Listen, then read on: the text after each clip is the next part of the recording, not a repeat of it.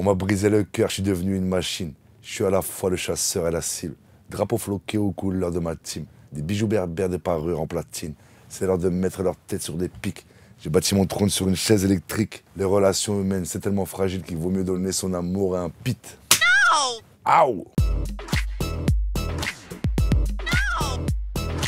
Rimka, il fait partie du patrimoine du rap français. Ben, sans prétention, je pense que oui. Et je pense que je suis là encore pendant un bon petit moment pour faire encore plein de belles choses. C'est ça qui est beau.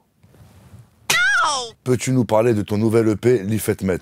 Ben, c'est un format court, EP, 4 titres, avec un featuring, Kekra, avec une DA très léchée. Le thème, c'était le carbone. Donc c'est très noir et blanc, gris, métal, etc.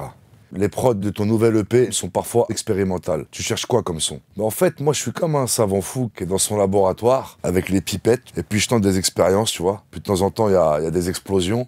Et puis, de temps en temps, ça fait une potion magique qui te donne de l'énergie. Et donc, c'est un peu comme ça que je suis en studio. J'essaie plein de choses. Et c'est ce qui me permet d'avoir tout le temps du nouveau son qui ne ressemble pas à celui que j'ai fait précédemment. Tu as comparé ton travail avec 113 à celui d'un footballeur avec son équipe. Si tu étais footballeur, quel serait ton poste?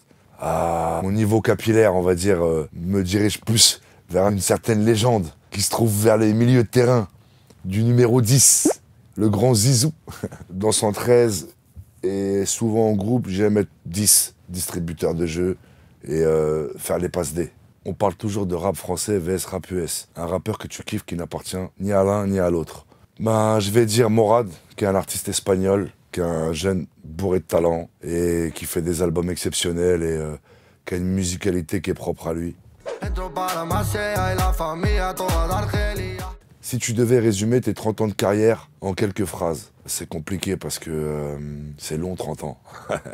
Mais on va dire abnégation, travail, bonheur et famille. Aujourd'hui, tu accepterais de faire un feat avec Rihanna? Pourquoi pas? Why not, baby? Tu nous racontes un moment qui a changé qui tu étais au cours de ta vie d'artiste. Bah, la paternité, hein. Ça m'a changé, mais vraiment de manière très positive. Où, quand il y a un enfant qui arrive dans ta vie, il y a un tri qui se fait naturel, où tout ce qui est peu important, bah, ça a plus sa place, parce qu'il faut faire de la place à l'enfant. Et ça m'a rendu meilleur. Pour le plaisir, tu nous rappes un extrait de Papel, s'il te plaît. On a des guigui habibi, on est dans la débrouille, on est débrouille. Je nettoie le terrain, je fais la lessive, on prend la crypto et les pièces en cuivre. Un survêt de Paris, un pétard de Cali, le shit est de qualité. Je monte sans casque sur le XADV, même le chouf est qualifié. Yeah! Si tu pouvais changer une seule chose dans le milieu du rap aujourd'hui, beaucoup de boss de label parce que on sort vite des artistes, on prend pas le temps de les développer. C'est pas ça donner la chance à quelqu'un. Donner la chance à quelqu'un, c'est donner le temps que sa musique puisse aussi mûrir.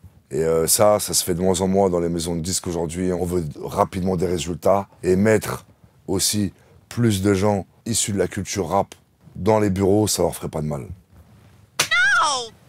À quand les prochains concerts de Rimka? Il y a une grosse tournée qui se prépare pour les mois de mai, juin, juillet et août. Je serai dans plein de festivals aussi, mais je vous laisse la surprise. Ce que je préfère de plus dans la musique, c'est être sur scène, donc hâte d'y être. On m'a brisé le cœur, je suis devenu une machine. Je suis à la fois le chasseur et la cible. Drapeau floqué aux couleurs de ma team. Des bijoux berbères, des parures en platine.